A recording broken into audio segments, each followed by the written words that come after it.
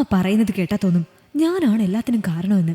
ദേവിക സാരിത്തലപ്പ് കൊണ്ട് മിഴികൾ തുടച്ച് അടുക്കളപ്പടിയിലിരുന്ന് ഗോമതിയെ നോക്കി പറഞ്ഞു. ദേ പെണ്ണെ, ഒരൊറ്റ കീറങ്ങ് ഞാൻ വെച്ചു തരും. കയ്യിൽ കിട്ടിയ തവിയെടുത്ത് ദേവികയുടെ നേർക്കോങ്ങി ഗോമതി. ആ കൊല്ല്, എല്ലാവരും കൂടി എന്നെ അങ്ങ് കൊല്ല്, ഞാനല്ലേ എല്ലാവർക്കും ബാധ്യത. ദേവിക ഒന്നുകൂടി വിമ്മിക്കൊണ്ട് പറഞ്ഞു. നിനക്ക് എന്താ പെണ്ണെ, ഇപ്പൊ എന്താ ഉണ്ടായ അതിന്? അടുക്കളയിലെ ശബ്ദം കേട്ട് വിനയൻ അങ്ങോട്ട് വന്ന് ചോദിച്ചു. ദേ നീ തന്നെ ചോദിക്ക്, ഗോമതി വിനയനോട് പറഞ്ഞിട്ട് ചവിട്ടിത്തുള്ളി പുറത്തേക്ക് ഇറങ്ങിപ്പോയി. ഇപ്പൊ എന്താ പ്രശ്നം മോൾക്ക്? വിനയൻ ദേവികയുടെ മുടിയിൽ തലോടിക്കൊണ്ട് ചോദിച്ചു. ജീവിക്കാൻ പറ്റുന്നില്ല ഏട്ടാ ആളോടൊപ്പം. അത്രയും സഹിച്ചു ഞാൻ. കണ്ടോ ഇന്നലെ രാത്രി എന്നെ ചെയ്തത്? വലത് കൈയിലെ മുറിവ് വിനയനെ കാണിച്ചു ദേവിക. ഇതെങ്ങനെ മോളെ? ചൂടുവെള്ളം വീണതാ, അല്ല ഒഴിച്ചതാ, അമ്മയും മോനും കൂടി. ഹോ! വിനയൻ പെട്ടെന്ന് മുഖം തിരിച്ചു. ഇതിപ്പോ എന്തിനാ ഇങ്ങനെ ചെയ്തേ? ആരാ ചെയ്തേ?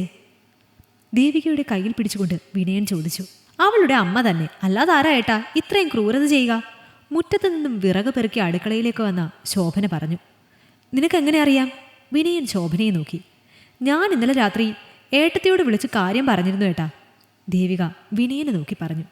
അത് കേട്ടതും ഞാൻ ഇങ്ങോട്ട് പോരെന്ന് പറഞ്ഞു. ഏട്ടനോട് ഇവിടെ വന്നിട്ട് ഞാൻ പറഞ്ഞോളാന്നും പറഞ്ഞു. ഇന്നലെ നൈറ്റ് ഡ്യൂട്ടി ആയിരുന്നല്ലോ, അതാണ് ഞാൻ വിളിച്ചു പറയാഞ്ഞേ, വിനയനെ നോക്കി ശോഭന പറഞ്ഞു. ഇതൊക്കെ കണ്ടിട്ടാണോ അമ്മ മോളെ വഴക്ക് പറഞ്ഞത്? എന്തിനാ അമ്മേ മോളെ വഴക്ക് പറഞ്ഞത്? ഉമ്മറത്തേക്ക് ഇറങ്ങിച്ചെന്നുകൊണ്ട് വിനയൻ ചോദിച്ചു. പിന്നെ ഇവളായിട്ട് വരുത്തി വെച്ചതല്ലേ?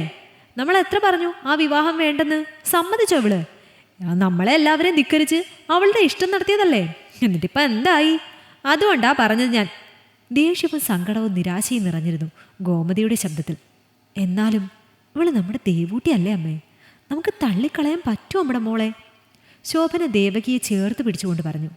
ഏട്ടാ ഇനി ഇങ്ങനെ വിട്ടാ പറ്റില്ല, കുറേ ആയില്ലേ നമ്മളിത് കാണുന്നു, എന്തേലും ഉടനെ ചെയ്യണം, ശോഭന വിനയനെ നോക്കി പറഞ്ഞു. ഇപ്പോൾ എന്തിനാ മോളെ ഇങ്ങനെ ഉണ്ടായേ? വിനയൻ ചോദിച്ചു. പതിവ് തന്നെ, വീട്ടിൽ നിന്നും സഹായമില്ല, പിന്നെ കുട്ടികളുണ്ടാവുന്നില്ല. ശബ്ദം വല്ലാതെ നേർത്തിരുന്നു ദേവികയുടേത്. മോള് വാ. ദേവികയെ ചേർത്ത് പിടിച്ച് വിനയൻ ഉമ്മറത്തേക്ക് നടന്നു. പോർച്ചിൽ വന്ന് കാറിൻ്റെ ഡോറ് തുറന്ന് അകത്തേക്ക് കയറി. മോള് ചെല്ല്. ശോഭന ദേവികയെ കാറിൻ്റെ ഡോറ് തുറന്ന് അകത്തേക്കിരുത്തി. നീ വരുന്നുണ്ടോ? ശോഭനയെ നോക്കി വിനയൻ ചോദിച്ചു. ഇല്ല, ഞാൻ വരേണ്ട കാര്യമില്ല.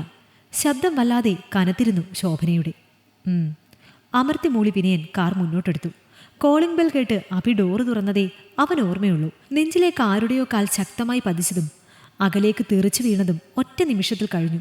അമ്മയെന്ന് അഭി അലറി വിളിച്ചു. അലർച്ച കേട്ട് മുറിയിൽ നിന്ന് മാധവി ഓടി വന്നു. എന്തേ എന്തേ മോനെ? താഴെ വീണ് കിടന്ന അഭിയെ താങ്ങി എഴുന്നേൽപ്പിച്ചുകൊണ്ട് മാധവി ചോദിച്ചു. അഭിയുടെ നോട്ടം വാതിലിന് നേർക്ക് നീണ്ടു.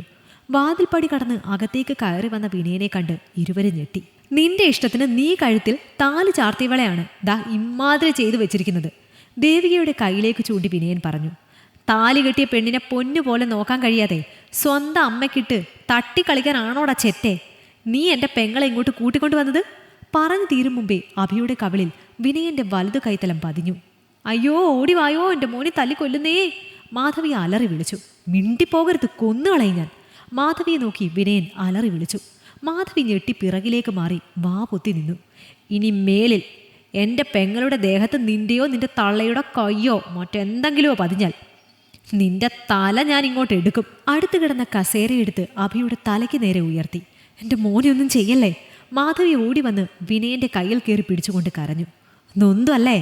സ്വന്തം മോൻ ഇങ്ങനെ രണ്ടെണ്ണം കൺമുന്നിൽ കിടന്ന് കൊണ്ടപ്പോ നിങ്ങൾക്ക് നൊന്തു അല്ലേ? 20 വർഷം ദാ ഈ കൈവെള്ളയിലിട്ട് വളർത്തിയതാ ഞാൻ എൻ്റെ പെങ്ങളെ. അപ്പോൾ ആ വേദന എനിക്കും ഉണ്ടാവുമെന്ന് അറിയാലോ. മക്കളില്ലാത്തത് ഇവളുടെ മാത്രം കുറ്റമല്ലല്ലോ, അത് ഇവനും കൂടി അതിൽ പങ്കില്ലേ? എന്നിട്ട് ഇവളെ മാത്രം പഴിചാരി രക്ഷപ്പെടാൻ നോക്കണ്ട. പിന്നെ സ്വത്ത് ഇത്രയും നാൾ കൊണ്ട് വന്ന് തന്നത് എല്ലാം ഞാൻ കണക്ക് പറഞ്ഞ് തിരികെ വാങ്ങണോ? മോന് ബിസിനസ് തുടങ്ങാൻ പിന്നെ പലവട്ടം നിങ്ങൾ എന്നോട് കടം വാങ്ങിയ തുക ഇതെല്ലാം ഞാൻ വിളിച്ചു പറയണോ തള്ളേ? ഇനി ഒരു നയാ പൈസ എൻ്റെ കയ്യിൽ നിന്നും കിട്ടില്ല. അതിൻ്റെ പേരിലെങ്ങാണോ എൻ്റെ മോളെ എന്തേലും ചെയ്താൽ എല്ലാത്തിനെയും കൊത്തി അരിഞ്ഞ് കടലിൽ തള്ളും ഞാൻ, കേട്ടോടാ.